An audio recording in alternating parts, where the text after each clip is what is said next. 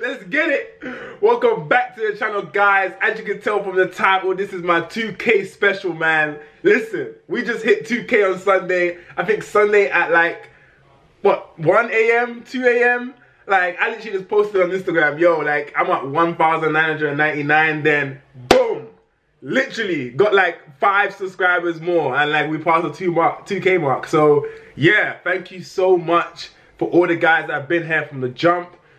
Since I had like 16 subscribers, 109 subscribers, 362 subscribers, everyone from the jump, man. Literally, even the new subscribers, you guys have really been pushing the momentum, man. Like, I've been gaining about maybe 100 subscribers each month. So thank you so much for allowing me to reach this milestone. We are on to 100K next. Boy, if you don't Shine cool for your love, I wanna sound cool for your love.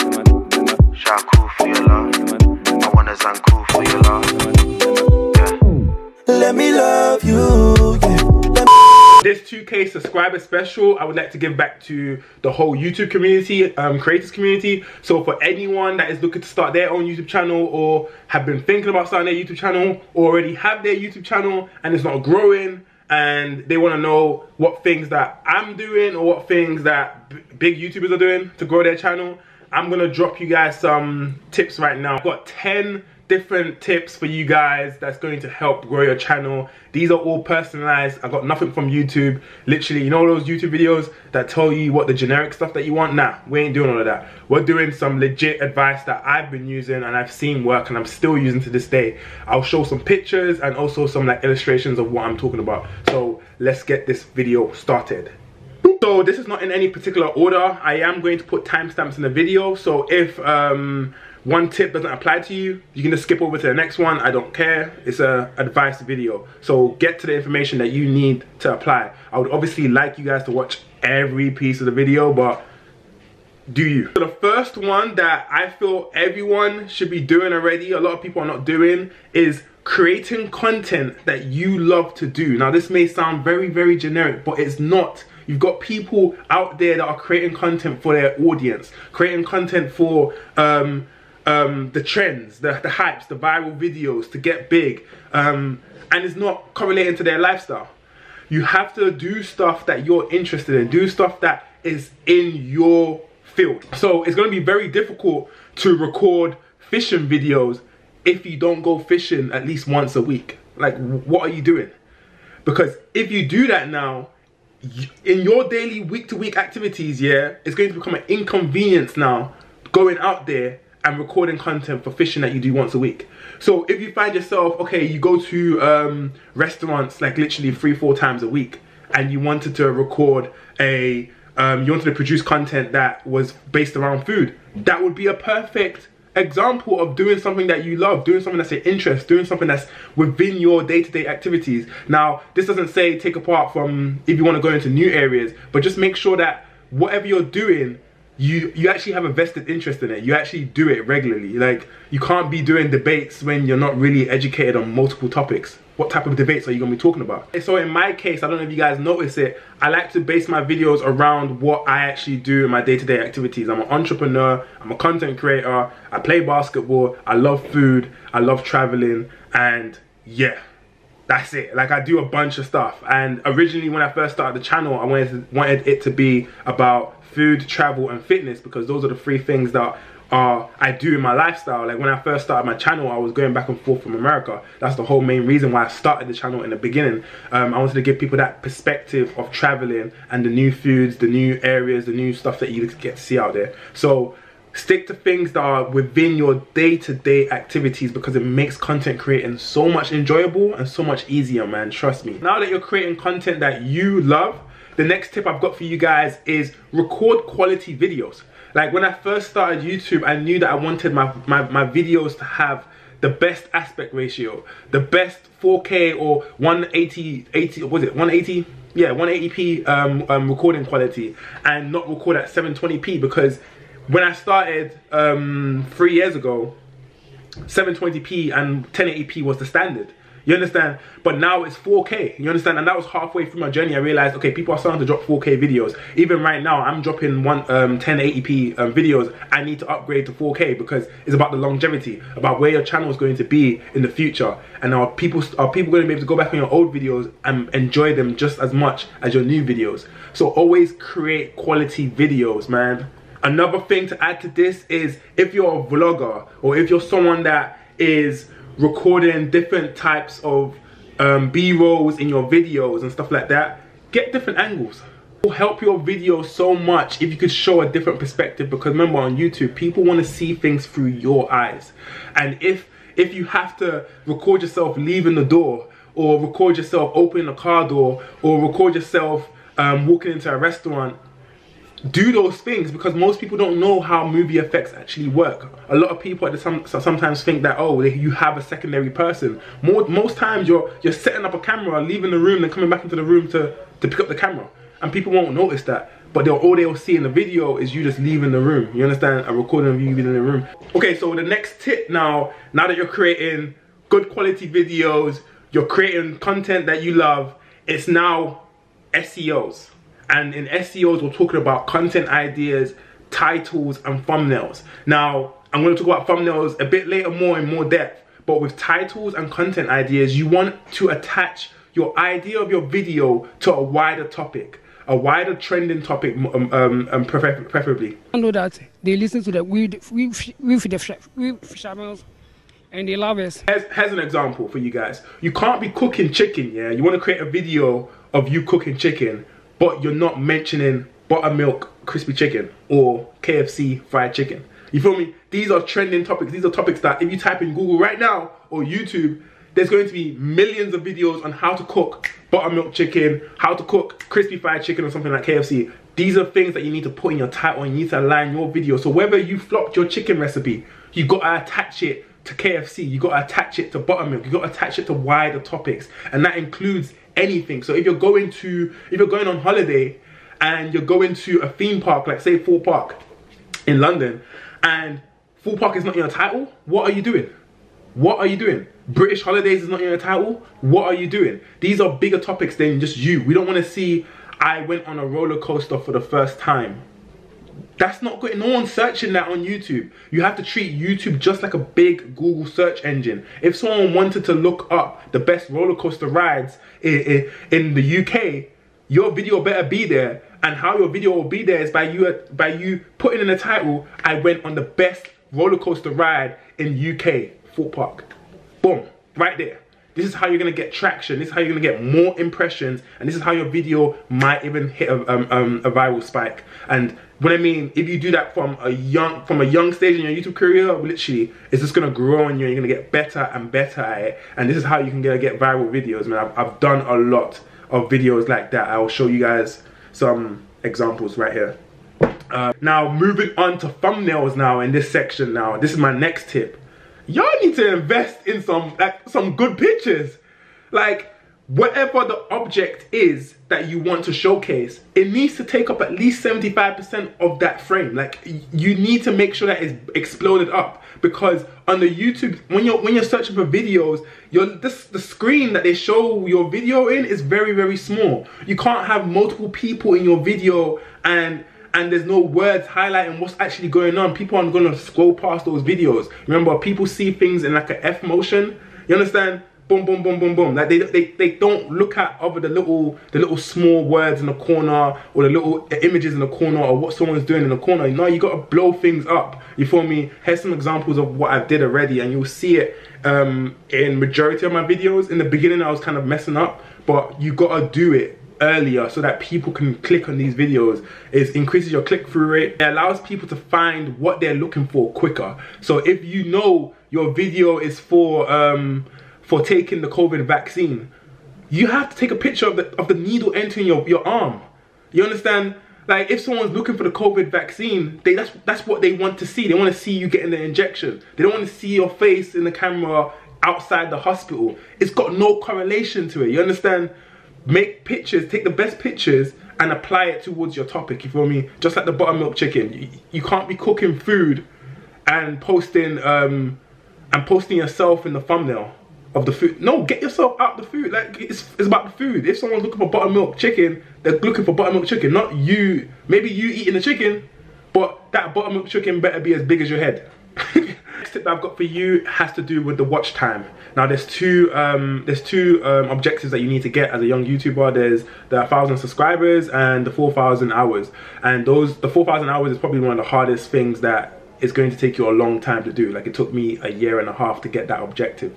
1,000 subscribers, it may seem a lot, but you actually kind of get that relatively fast as long as you just stay consistent. But that first of 4,000 hours is long, and it's crazy because the reason why the 4,000 hours is an objective is because it tells YouTube that you are a consistent content creator, because you cannot achieve that 4,000 hours without being consistent. You have to be consistent.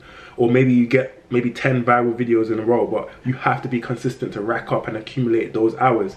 There's a solution to fix that.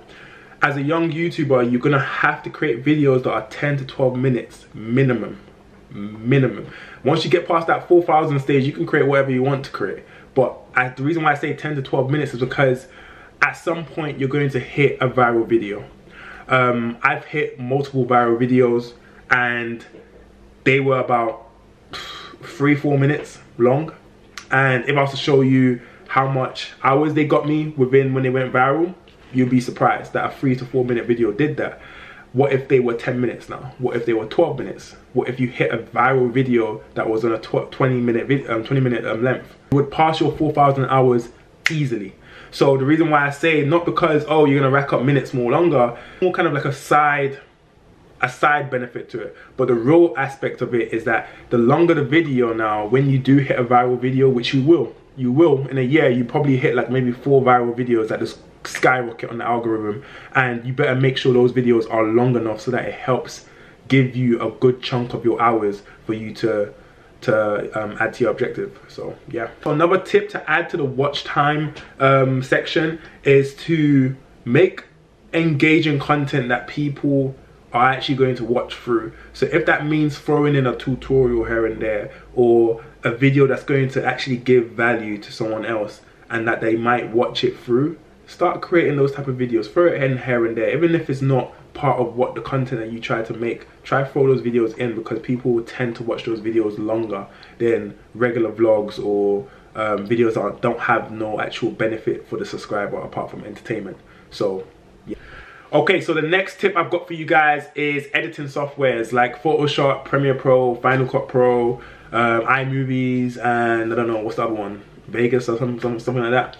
I get asked this question a lot, what software I use. Is really down to your preference, how easy you're able to learn certain softwares. I use Premiere Pro. I had to teach myself. I watched a bunch of tutorials, which I advise you guys to do. Watch these tutorials. I'm still learning certain special effects in Premiere Pro. I'm learning every single day. Try to understand what the maximum potential you can do with these softwares. Don't just get a software. I've seen too many people have Photoshop and Premiere Pro and they'll be like, oh, I don't know how to edit. I just use iMovies because they're used to that. Listen, no offense to iMovies, but you're not going to achieve the quality that you should be getting at if you're just sticking to what you know. You got to branch out. You understand? They don't make cinema movies on iMovies. Come on, bro. Like, understand what they actually use in the industry and try to apply it to your craft. You feel me? Yeah, there is obviously inconveniences that may arise that you may not be able to overcome. So if you only have iMovies to work with, you might want to watch a bit more tutorials on the special things that you can do with iMovies to make your videos better. You feel me? So the next tip that I've got for you guys is music, and specifically copyright music. I see a lot of young YouTubers using copyright music. Like, yes, I know it sounds good. It gives you the right vibe. It gives you the right energy. Like, I swear to God, if I could use music that I really wanted to use in my YouTube videos, my vlogs would be lit. But that's the whole point. It's copyright. You're not going to get paid if you do get monetized. And people are going to be making money off your videos if you don't get copyrighted anyway. Like, YouTube will put ads in it regardless to pay the artist. So stay away from copyright music, because it just messes up your whole algorithm, because at the same time certain music can't be played in different regions. So if if your video has that music on it, it completely limits the amount of areas and regions it will be available on the internet, and you don't want that. You feel me? Another reason to stay away from copyright music is that there's so many people out there that are creating free content for you to use. There's other creators out there, other sound engineers out there. Ones that I personally use are Kick Tracks, Ryan Little, F's Made This, RFM, I think that stands for royalty free music. There's Lakey Inspired. There's so many content sound engineers that make music for YouTubers to use, and the music sounds dope. Actually take some time and research. That's one of my editing processes that I do. Once I've gotten the video done on my timeline, I go on YouTube and I search for music and I listen, and I could have like maybe 9 different types of music for one video that I could potentially use. I just research it, and that's what you should get into the habit of doing, you feel me? So yeah, so the next tip that I've got for you guys is collaborations. Now, as a young YouTuber, literally, you need to do a lot of collaborations. Now, the reason why I say that is because it enters your video into a whole nother market, because that person also knows people, and that person may also have a social platform too. So now your video gets pushed out through that person too. The more people you have collaborating in your videos, the more your video gets pushed out. Now, as a beginner kind of strategy, it's a really good idea. It will get your video growing and growing and growing. As you get bigger, you may want to think about who you're collaborating, because of your audience is starting to become more niche, and the audience might just want to focus on you. So you gotta outweigh the cons and the pros, but from a young perspective, do it. Do as many collaborations as you can, man. Trust me, like, it gets your impressions up, it gets your video out there to new platforms, especially on social media, friends and family and everything. So definitely do it, don't avoid it. Another thing to add to that is also reaching out. Reach out to people that may not have a YouTube channel. They don't always have to have a YouTube channel or a social platform, but they may be an expert in an area. Like for me, if I know someone's really good in fashion, I may want to bring them along in one of my vlogs and have them like a video idea, or have them pick out clothes for me, you understand? Or get someone that, you know, someone that's good at cooking, maybe do a video watching them or cooking with that person, you feel me? That person may not have a YouTube channel, but they're gonna be the right energy, the right person for that video, and that's what people are going to stick with and engage with. So yeah. Now the last tip that I've got for you guys is the YouTube analytics. Now you have to live, breathe, eat and sleep these YouTube analytics. Like when I first started, I was watching my YouTube analytics religiously. You have to understand every little algorithm, every little factor, every little type of thing or measurement that they have in that system, because it's not just there for jokes, it's not just there for fun. No, the reason why they're telling you your click-through rate is 5% is because they're telling you, yo, you need to get your thumbnails better. The reason why they're telling you your watch time is averaging 1 minute is because people are not watching your shit. So you need to look at these analytics and you need to study them. You need to know the reason why your numbers look like that and the reason why your statistics look like that. And you need to figure out how to get these numbers better. Your video should be in the green all the time. And I'm talking about those little ticks that you see. Your shit needs to be in the green 24/7. You have to aspire to get your videos better on that algorithm, because that's the only way you're going to improve your channel. You understand? You can have a channel based over, you could have been doing YouTube for almost 5-10 years and just realize, oh, your growth is slowed down. Well, if you paid attention to your analytics was telling you that you need to stop doing your debates. You need to stop doing your you need to stop doing your modeling videos. You need to stop doing your fashion videos. People are fucking with your food videos. People are fucking with your vlogs. You understand? The analytics tells you everything. It tells you everything about your thumbnails, your impression rate, your viewer duration. It tells you everything that you should be taking account for and making sure that you want to make these things better. Okay, so that's it for all the tips and advice that I've got right now from all the things that I've learned from 0 to 2000. Honestly, I've got so much more in-depth like information I could give you guys, but that would be like a whole 50-minute video. Like, let me know down in the comments if you would like to see individual videos of each of those tips, so I can go more in depth, maybe drop about a 5-minute, maybe 6-minute video on each of those videos right there. But yeah, there is so many things that I've learned that I could just like drop in there. Like, I just thought of one right now when it comes to like editing and recording in terms of mistakes. you're gonna make mistakes. You're gonna fumble words. Like, I'm not the best at speaking like at the camera. Keep those things in. You never know. Make a blooper out of it. Make memes out of it. I don't know. Just keep those in because it adds personality. It adds flavor to your videos. That's just one tip for vloggers and stuff like that. Don't be upset if it's not a straight, clean like sentence. So yeah, I want to thank you guys so much again for 2K bloody subscribers, bruh. Do you know how nice that sounds? Like 2K, like a whole 2K people are subscribed to my channel. Like, what the hell? Like 2 years ago, I wouldn't have thought that. And it's only gonna get better. Like, it's only gonna give me the motivation. I mean, it's only giving me the motivation to want to get to 3K, 4K, 5K, 6K, 7K, 10K. Soon enough, I'll have a whole family online. I still haven't figured out, you know those names that people call their subscribers? Yeah, I don't think I'm doing all of that. I don't know. Maybe. Call you guys the Motivateds. Motivateds. What's up, Motivated? What's up, Motivates? What's up? Nah, we ain't doing that. But yeah, I just want to thank you guys so much again, and I will see you guys on Thursday on my retwist video. I dropped, obviously, I've recorded that video before I recorded this, so I may look a bit rough in the beginning, but don't worry, I end up looking like this at the end. So hopefully you guys like that, and I will catch you guys next time. Yeah, let's go 2K.